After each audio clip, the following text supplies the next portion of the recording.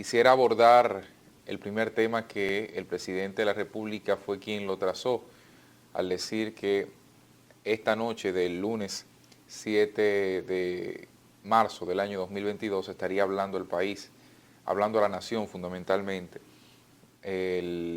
A partir de las 9 de la noche el mandatario tendrá una locución y debo adelantar aquí en este espacio, debo plantearlo en primera línea a usted que se levanta bien temprano. El presidente hablará básicamente del conflicto de Ucrania y Rusia y algunas medidas que el gobierno tomará de cara a la crisis que se ha generado a nivel global en algunos rubros, el tema combustible sobre todo, el tema de cereales y el tema también de metales, que como Ucrania es uno de los principales productores y Rusia es uno de los principales productores en el caso del petróleo a nivel global, las condiciones políticas han hecho cambiar algunos aspectos que evidentemente pueden poner en jaque a la economía global, y sobre eso hablará el presidente. Lo que me sorprende es que el presidente no haya planteado ese tema el 27 de febrero, hace apenas 9 días u 8 días cuando expuso ante las cámaras conjuntas del Senado y de la Cámara de Diputados y ante la población misma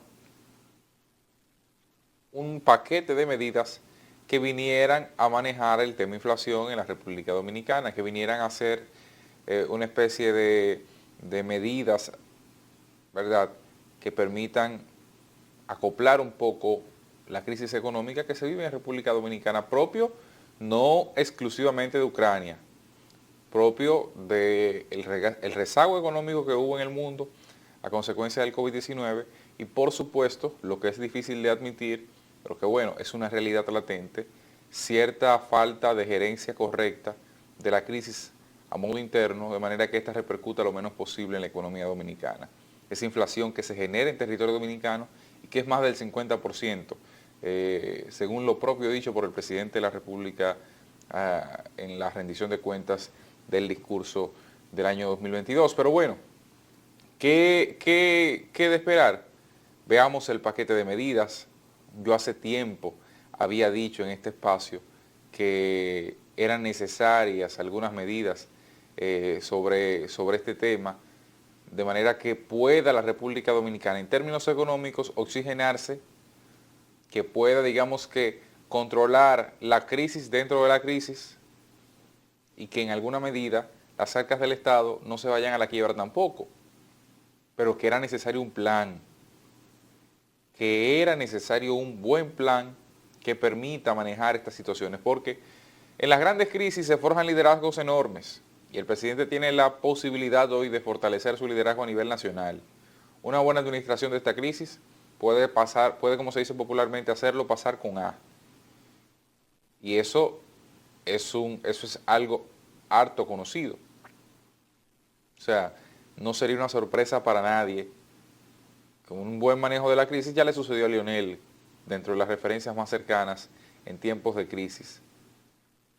Y digo Leonel porque a Danilo con el tema del COVID-19 le tocó pocos meses.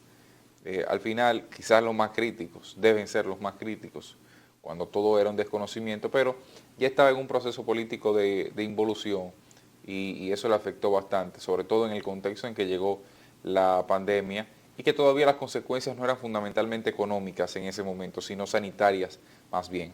Pero ahora, las económicas que pueden mantenerse en el tiempo, que yo siempre he dicho, sin economía fuerte, no hay posibilidad alguna de reelección, no en República Dominicana, en ningún país del mundo.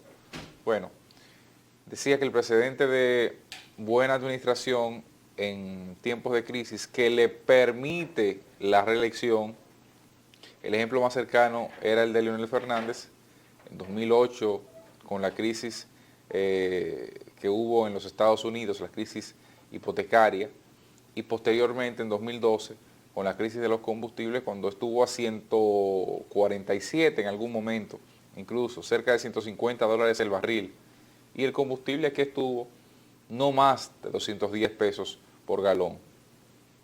Hoy anda cerca de los 300 pesos el galón. Yo digo que estamos a una semana, bueno, ya a 4 o 5 días de que lleguemos a 300 pesos. Entonces, eso hay que tomarlo en consideración. Eso es un aspecto a evaluar porque indiscutiblemente eso está sobre la mesa y la crisis no hay forma de cómo evitarla con palabras bonitas, sino con acciones y buenas acciones. Un plan formidable, correcto, que yo siempre he dicho aquí, sin ese plan vamos a estar nadando en lo incierto. Y si nadamos en lo incierto, bueno, pues políticamente el gobierno y el presidente mismo que tiene intención de reelegirse hasta ahora, pues entonces se le podría complicar un poco ese propósito político electoral.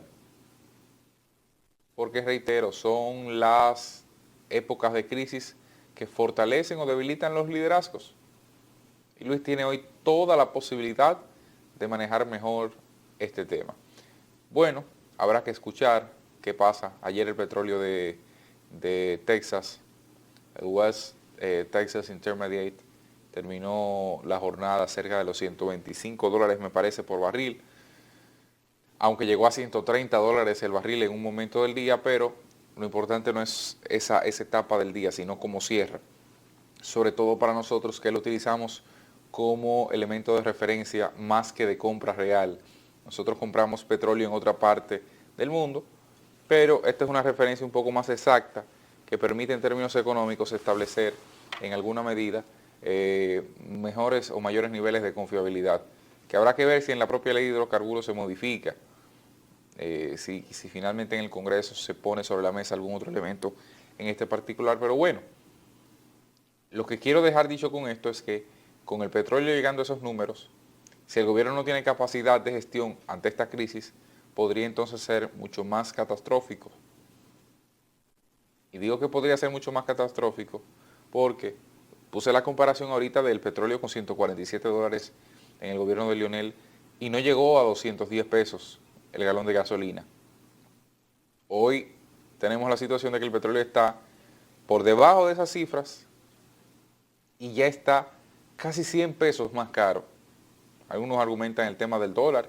Bueno, la diferencia del dólar no es proporcional al aumento que han tenido estos carburantes. Y usted puede evaluar incluso en ese trayecto, en ese tramo, porque todos esos datos son públicos y están ahí. Solo es un poco de búsqueda que sirva de base. Usted puede evaluar entonces si han sido correctas o no las decisiones tomadas por el gobierno. Ya se ha planteado nuevamente extender y ampliar la base del subsidio del GLP. Yo considero que se hizo relativamente bien, y digo relativamente bien, por un aspecto fundamental. El Estado no puede hacerse la vida imposible él mismo. Creo que fue un poco exagerado el monto que se destinó a estos fines, porque ese dinero tiene que salir de algún lado y no está contemplado en el presupuesto. Y si no está contemplado en el presupuesto, pues de entrada usted tiene la triste situación de que tienen que tomar prestado para poder paliar la situación.